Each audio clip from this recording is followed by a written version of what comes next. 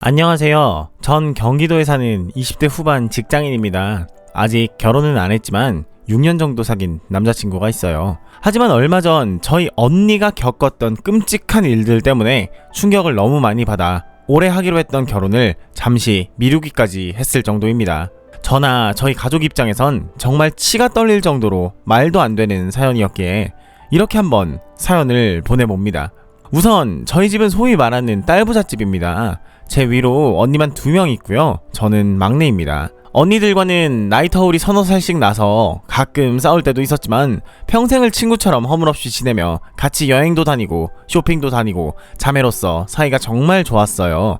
그만큼 서로 죽이 잘 맞다 해야 하나요? 큰언니와 작은언니는 어릴 때부터 특별히 사교육을 받았다거나 유명한 학원을 다니지 않았음에도 동네에서 알아주는 수재들이었고, 언니들 둘 다 스카이라고 하죠. 재수를 해도 들어가기 쉽지 않다는 인서울에 단 한 번에 성공하여 대학생활 4년 내내 부지런하게도 각종 공모전이나 대기업 인턴을 쉬지 않고 해왔고, 그것도 모자라 과외까지 하면서 남는 시간엔 틈틈이 막내인 저를 챙겨준다며 같이 여행도 다니고 여기저기 데려가주곤 했었죠. 그 정도로 언니들은 옆에서 볼 때 독하다 싶을 정도로 하루 24시간을 남들의 48시간만큼 부지런히 써왔고, 워낙에 머리가 타고난 것도 있었지만 대단한 노력파이기도 했습니다. 그렇게 둘 다 과 수석으로 대학 졸업 후 국내 최고의 대기업에 나란히 취직하였을 땐 그야말로 저희 집은 겹경사가 났다며 난리가 났었습니다. 친척들 사이에서도 정말 대단하다며 한동안 모든 사촌동생들의 귀감이 되기도 했고요. 그렇다고 저희 집이 언니들 둘 다 아르바이트를 계속하지 않으면 안 될 정도로 형편이 어려운 것은 아니었습니다. 부모님께서는 두 분 다 평생을 교직 공무원으로 교단에서 아이들을 가르치시다 아버지는 얼마 전 교장으로 퇴임하셨고, 어머니는 제가 고등학생에 올라가던 무렵 교편을 내려놓으시고 3년 내내 제 대학 입시를 위해 저의 뒤치다거리만 해주셨죠. 그런 어머니의 노력 덕분에 언니들만큼은 아니더라도 저도 나름 알아주는 대학에 입학해 지금은 중견기업에 다니고 있답니다. 아무튼 언니들은 제게 있어 부러움의 대상이자 때론 질투의 대상이었고, 특히 저와 4살 차이가 나는 큰언니의 경우 누가 시키지도 않았음에도 사회 초년생 때부터 대기업에서 받는 어마어마한 연봉을 단순히 모으기만 하며 은행에 저축하는 게 아니라 공격적인 투자 방식으로 재테크를 해오며 국내 주식뿐 아니라 미국 주식과 해외 선물 등 곳곳에 분산 투자를 해오고 있었죠. 그러다 몇 년 전 넣어두고 잊고 지냈던 비트코인이 코로나 때 그야말로 초대박이 터지면서 대출 조금 끼고 작은 평수였지만 경기도의 아파트 한 채와 서울의 아파트 한 채씩 해서 30대 초반의 나이에 아파트를 2채나 굴리게 되었죠. 서울이나 경기권에 사시는 분들은 다 아실 거예요. 직장인 월급으로 겨우 몇 년 만에, 그것도 여자의 몸으로 투자에 성공해 자가 아파트를 2채나 산다는 게 얼마나 말도 안 되게 힘든 일인지. 그것도 부모님께 어떠한 도움 하나 받지 않고 혼자서 해내다뇨. 그저 남들처럼 은행에 적금만 다달이 부었다면 절대로 불가능했을 일이었습니다. 전 언니들처럼 야수의 심장이 아닌 간이 작아서 월급 받는 족족 은행에만 집어넣고 있었는데, 언니의 그런 모습을 보고 저도 퇴근 후 공부하며 얼마 전부터 재테크를 시작했지만 지금도 역시 어렵기만 할 뿐 언니처럼은 잘 안 되더군요. 아쉽게도 그런 재능들은 두 언니들에게 몰빵했는지 전 이쪽으론 영 재능이 없나 봅니다.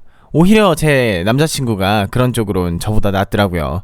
아무튼 저희 큰언니가 몇 년 전에 지인에게 소개받아 남자를 사귀기 시작했는데 1년 정도 지났을까요? 갑자기 결혼을 하겠다며 그 남자를 데리고 와서 소개를 시켜줬는데, 큰언니야 워낙에 똑부러졌고 평생을 부모님 속 한번 썩여본 적이 없던 우등생이었기에 다들 잘 됐다며 축하해 주었죠. 그리고 그때 처음 봤던 예비 형부의 인상이 그리 나쁘지도 않았습니다. 오히려 순한 눈매 서글서글한 모습이 좋은 사람으로 느껴졌거든요. 예비 형부의 경우 큰언니와는 4살 차이로 저와 동갑이었고, 당시 이것저것 사업을 하고 있었는데 코로나 이전까지 PC방과 노래방으로 꽤 큰 돈을 벌었다고 했습니다. 그렇게 둘은 어느 따스했던 5월의 봄날 무사히 결혼을 마쳤고, 저희 집과 비슷한 집안이었던 사돈집에서 언니의 회사 근처에 있던 곳에 전셋집을 얻어주어 언니가 가지고 있던 아파트 2채는 전세를 돌렸고, 그 돈으로 혼수와 예단, 결혼식장 등 전부 스스로 해결하였죠.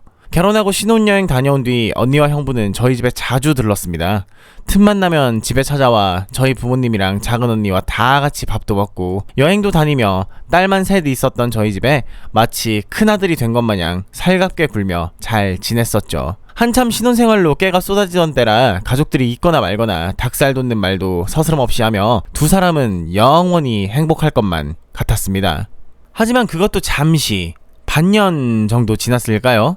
시도 때도 없이 찾아오던 큰언니 부부는 주말에도 오지 않기 시작을 하더니 어느 순간부터 명절 때조차도 퉁 얼굴을 마주칠 수가 없게 되었습니다. 물론 저와 작은 언니는 종종 큰언니와 통화하거나 가끔 커피도 한잔 하곤 했지만 나중엔 그마저도 큰언니의 바쁘단 핑계로 연락이 잘 닿지 않게 되었죠. 그래서 저와 가족들은 큰언니에게 무슨 일이 생긴 건 아닌지 워낙에 가족들에게 자기 힘든 일이나 사생활 이야기를 하지 않았던 터라 걱정이 많이 되었지만 혼자 감당하기 힘든 일이 있을 땐 늘 가족에게 털어놓고 함께 타개책을 찾았기 때문에 언젠간 연락을 주겠지 하며 지내왔죠. 하지만 밝았던 큰언니의 얼굴이 점점 수척해지며 어두워지기 시작했을 무렵부터 언니를 닥달해서라도 그 이유를 물어봐야만 했습니다. 그 후 얼마 지나지 않아 작년 겨울쯤 언니가 갑자기 큰 캐리어를 끌고 연락 한 통 없이 집으로 돌아왔을 땐 가족 모두가 이거 큰일이 났구나를 짐작했고 큰언니에게 그간 겪어왔던 일들에 대해 자초지종을 듣게 되었을 땐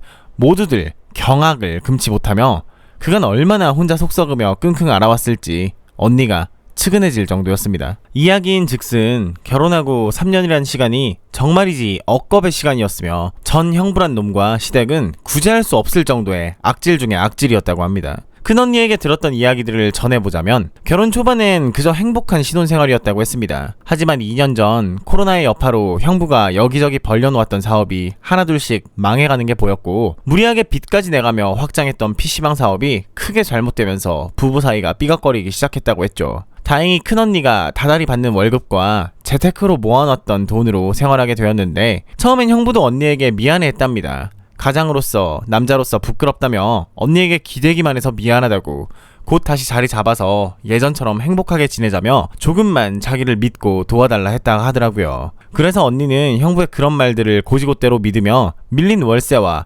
이자까지 내줬다고 했죠. 하지만 정신 차린다던 형부의 말도 잠시 나중엔 언니가 매달 생활비에 월세, 이자까지 내주는 처지가 되었고 형부는 뻔뻔하기 짝이 없게도 월세가 한 달이라도 밀리거나 생활비를 주지 않을 땐 대책 없이 왜 이러냐며 빨리 돈 내놓으라고 닥달해가며 마치 언니가 돈을 주는 게 당연하다는 듯 회사까지 찾아와 못살게 굴곤 했죠. 뿐만 아니라 처음엔 언니 눈치를 보며 집안일도 곧잘 해내고 저녁도 차려놓고 하더니 어느 순간부턴 집골은 늘 엉망진창해 2박 3일씩 말도 안하고 외박하는 건 물론이고 나중엔 친구들과 사회생활 한답시고 술만 처먹으면서 허구한 날 밖으로 나돌더랍니다. 그러면서 네가 가장의 힘듦을 아냐며 당시 돈 벌면서 집안을 지탱해왔던 건 언니였음에도 형부는 입만 열었다 하면 여자는 참 좋겠어. 남자 잘 만나서 결혼하면 땡이니까 말이야. 네가 아는 게 뭐가 있어. 내가 얼마나 힘든지 알아? 이래서 여자는 사회생활이고 뭐고 하면 안 돼. 지가 뭐라도 되는 양 잘난 척하면서 남편을 깔아뭉갠단 말이지. 바로 너처럼.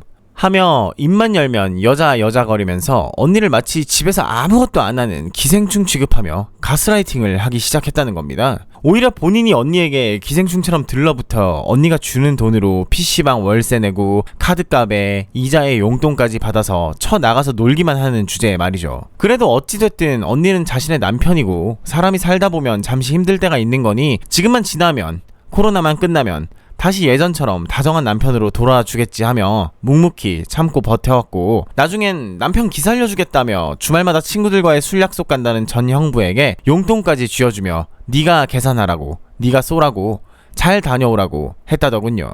그러면서 2년 동안 PC방과 노래방은 점점 더 사업이 악화돼 그나마 모아뒀던 돈도 어느새 바닥을 보이고 있었고 이대로는 도저히 안 될 것 같아 결국 폐업을 했다고 했습니다. 하지만 사업하면서 씀씀이가 컸던지라 형부의 지출은 전혀 줄어들지 않았고 들어오는 돈은 없는데 쇼핑이며 뭐며 정신없이 쓰면서 돌아다니느라 형부의 카드값은 도가 지나칠 정도로 많이 나와 어느 날 언니도 참다 또 술 마시러 나가려는 형부를 붙들곤 한마디 했답니다. 도대체 언제까지 이럴 거냐고 정신 좀 차리라고 둘이 갚아도 모자랄 빚이 천지인데 나 혼자서 이제 네 이자값 내주는 것도 벅차다며 현실 도피 그만하라고요. 그러면서 언니의 지인이 이번에 스타트업으로 회사를 하나 냈는데 거기 취직하는 게 어떻겠냐고 지금은 초반이라 월급을 넉넉하게 못 줄 수 있지만 자기가 봤을 때 2-3년 안에 무조건 크게 될 회사니 그 자리 놓치지 말라며 형부를 좋게 타일렀지만 걱정되는 언니의 마음을 아는지 모르는지 자영업하던 사람이 어떻게 남 밑에서 일을 하겠냐며 남편 무시하는 것도 정도껏 하라면서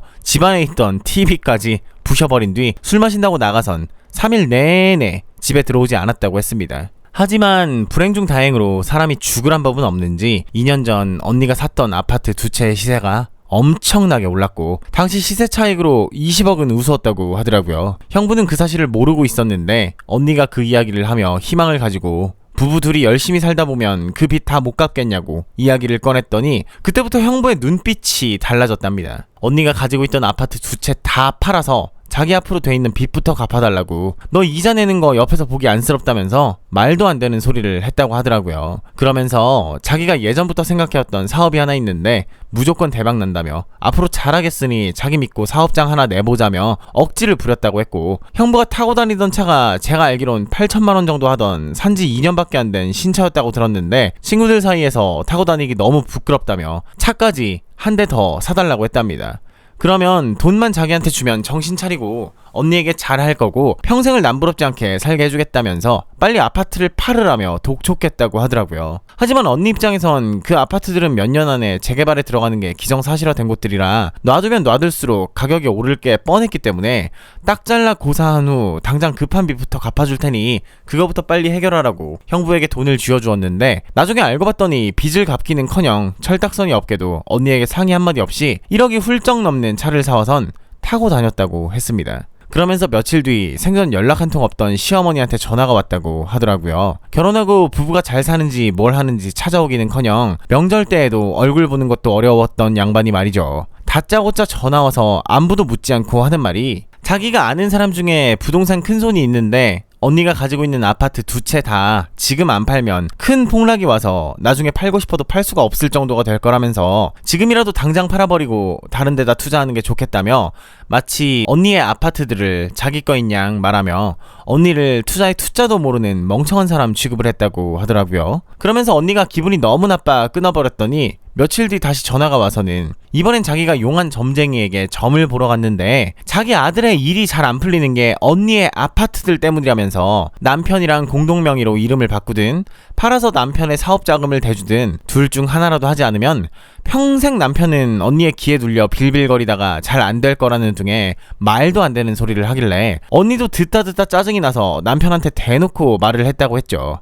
도대체 너희 모자는 뭐냐? 뻔뻔한 것도 정도가 지나치다고. 나 몰래 시어머니랑 무슨 이야기를 나눴길래 내가 가지고 있는 소중한 재산을 마치 본인들의 재산이라도 된 양 행동하는 건지 모르겠다. 그렇다고 내가 여태까지 생활비를 안 준 것도 아니고 네 뒤치다거리를 안 해준 것도 아니고, 그리고 빚 갚으라고 준 돈은 어디로 공중분해시키고 1억이 넘는 차를 사온 거냐고 소리를 질렀더니, 형부는 평소 큰 소리는커녕 자신한테 화 한 번 낸 적 없던 순한 언니가 앞으로 본인 빚을 안 갚아줄까 무서웠는지 그제서야 꼬리를 내리면서, 엄마가 요새 내가 일이 잘 안 풀리니까 여기저기 점 보러 다니면서 말도 안 되는 미신 소리를 듣고 와서는 너한테 잘못 말을 한 거라면서 우리 엄마 엉뚱한 건 알아줘야 한다면서 사과를 했답니다. 평소 같았으면 되려 화내면서 어디서 여자가 남편을 무시하냐면서 화냈을 법도 한데 순순히 사과하는 남편의 모습에 오히려 뭔가 있다라는 걸 감지하게 되었고, 그 후로 남편의 뒤를 캐기 시작했다고 했죠. 언니는 남편의 노트북부터 시작해서 집안의 모든 물건들을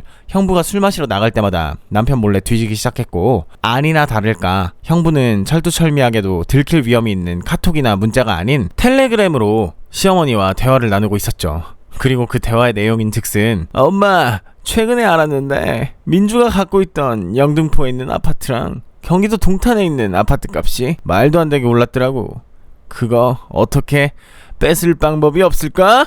진짜 그 지지배가 의심이 얼마나 많은지 치사하게 그 아파트들이 있는 것도 얼마 전에 알았지 뭐예요. 나 참 진짜 독한 년이야. 예전엔 군소리 없이 내 대출 이자나 용돈도 척척 주더니 이젠 취직하라고 잔소리하면서 매일같이 들들 볶아대는데 형준이 너무 힘들어 엄마. 내가 그래도 예전엔 월 2천만 원씩 땡기면서 떵떵거리면서 살았는데 지금 잠깐 힘들다고 지 남편 보기를 너무 개똥으로 보는 거 아니야? 근데 있잖아, 지금 당장 민주랑 이혼하는 건 아닌 것 같아. 일단 내 빚부터 다 갚아달라고 하고 그 다음에 생각하는 게 어때? 빚 갚으라고 얼마 전에 8천만 원이나 되는 큰 돈을 받긴 받았는데 받고 갚으려고 했거든? 근데 차를 보니까 너무 낡았길래 그대로 민주 몰래 차를 바꿔버려서 나 돈이 하나도 없지 뭐야. 그래. 근데 이혼하기 전에 그 아파트들 꼭 공동명의로 돌려달라고 해. 그래야 네 앞으로 된 빚도 갚고 너 새 출발할 때 결혼자금에 보탤 거 아니니? 아니 엄마, 그걸 내 입으로 말하면 어떻게 해? 지금 안 그래도 지한테 말도 안 하고 차 바꿔버려서 가뜩이나 열 잔뜩 받아 있는 애한테 그런 소리 하면 퍽이나 공동명의 해주겠어요. 안 그래? 엄마 좋다는 게 뭐야? 이럴 때 엄마가 나서서 얘기 좀 해봐요. 엄마, 민주랑 사이 좋잖아. 그 외 엄마가 알고 지내던 부동산 사장님, 그 사람 말 듣고 엄마도 돈 꽤나 벌었잖아요, 코로나 때. 그 이야기 하면서 말 좀 어떻게 좀 잘 해줘요. 알았다. 내가 조만간 민주한테 전화해서 말해보마. 그런데 그거 들키진 않았겠지? 민주 몰래 만난다던 여자애 있다면서. 솔직히 엄마 입장에선 걔는 그냥 바람으로 몰래 만나다가 민주랑 계속 지냈으면 하는데, 민주가 성격이 땡땡거려서 그렇지 대기업에 오래 다녀서 여자치고 돈도 꽤 많이 벌고 부동산도 잔뜩 가지고 있고 사부인 집안도 그리 나쁘지 않던데 너 그만하네. 잡기 힘들어. 네가 지금 만나는 그 어린 여자애 들어보니 무용과 나와서 지금은 백수라며. 어쩌려고 그래. 아 엄마까지 그러기야? 사랑은 돈으로 살 수가 없다고요. 나 민주랑 계속 살다간 제명에 못 살 것 같아. 그리고 걔도 집안에 돈 많아. 알아보니까 부모가 무려 청담동 주택에 살더라고. 걔네 오빠도 사업해서 집안에 돈 좀 있는 것 같던데 정 안 되면 뭐 거기 붙어 먹으면 되고. 민주는 아휴 말도 마요. 돈만 좀 벌어오면 뭐해. 서방 알기를 뭘로 하는 건지. 허구한 날 내 얼굴만 보면 바가지 잔뜩 긁어대면서 돈이나 벌어오라는 애랑 어떻게 평생을 살아요. 돈이야 이번에 민주한테 한탕 뜯어내면 그 돈으로 평생을 놀고 먹고 살 수 있는데 일은 뭔 놈의 일이야. 아무튼 엄마가 말 좀 해줘요. 대화방은 나갈게. 전화도 당분간 하지 마쇼. 인연이 눈치가 좀 빨라야 말이지. 하면서 대화를 나누었다고 합니다. 전형부란 놈은 평소엔 언니 몰래 그렇게 철두철미하게 굴어놓고선 마지막에 저렇게 중요한 대화방을 나가는 걸 깜빡해서 결국 언니에게 들통이 나게 되었고, 언니는 둘의 대화를 보면서 사람이 어떻게 이렇게 뻔뻔할 수가 있는지 3년이란 시간을 자기가 모아왔던 돈까지 탈탈 털어서 빚 갚아줘, 대출 이자 내줘, 취직까지 시켜준다고 한 자기를 이런 식으로 생각하고 있을 줄은 정말 꿈에도 몰랐다고 합니다. 게다가 양아치처럼 언니에게 받은 용돈으로 몰래 바람까지 피워대놓고 언니 아파트를 공동명의로 돌려서 이혼한 다음 그 돈까지 먹을 생각을 했었다니 이게 말이 됩니까? 심지어 시어머니란 작자는 아들의 정신나간 행동을 말리기는커녕 한통속이 되어 어떻게든 언니 등골을 빼먹고 자기 아들 빚까지 갚게 할 생각을 하다니요. 일단 공동명의로 이름만 돌리면 재산 분할로 반 가져가고 빚은 반으로 줄어드니 이게 얼마나 개이득입니까? 그들 입장에선 언니 하나만 바보 만들면 완전히 남는 장사잖아요. 그런 이야기를 듣는 내내 저희 가족 모두 경악을 금치 못했죠.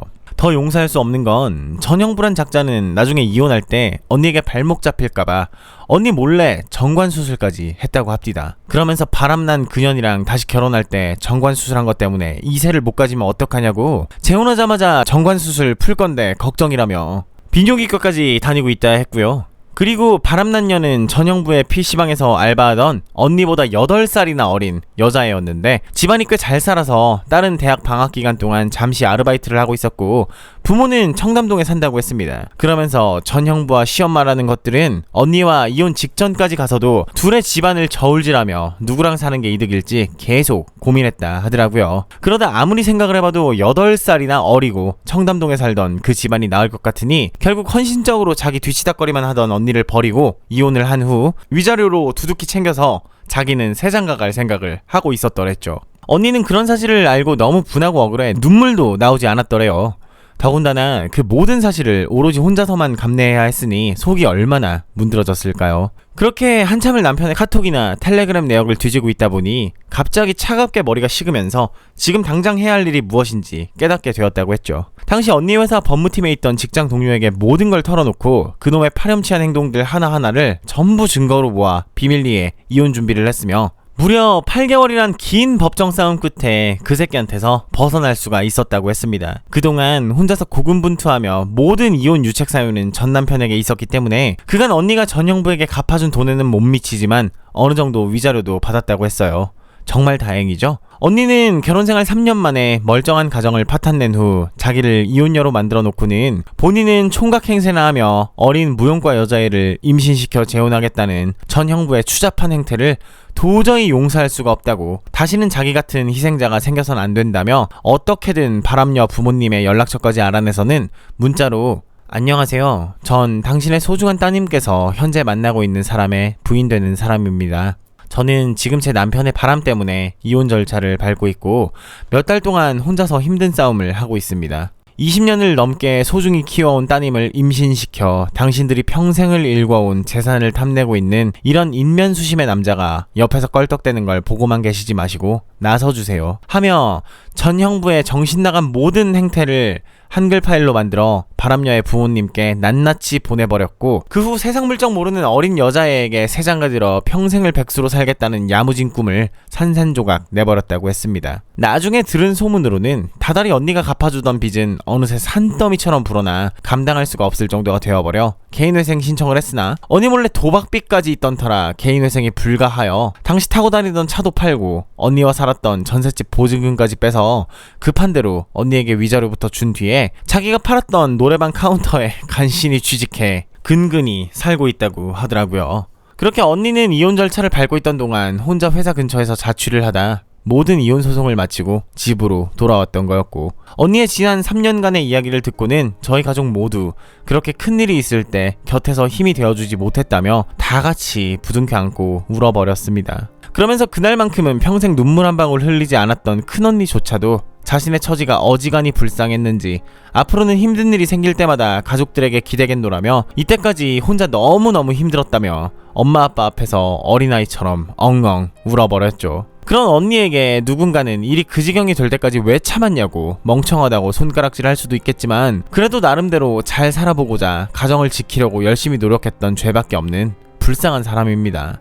부디 이 사연을 듣고 바보같이 3년 내내 당하기만 했던 저의 언니를 비난하지 마시고 힘내라며 응원의 말씀 한마디씩 해주신다면 정말 감사할 것 같습니다. 최근에서야 언니는 가족들 앞에서 예전처럼 순수하게 웃음 짓기 시작했습니다. 부디 언니의 미래가 앞으로 행복한 일만 가득하길 바랄 뿐입니다. 긴 사연 들어주셔서 감사합니다. 행복하세요.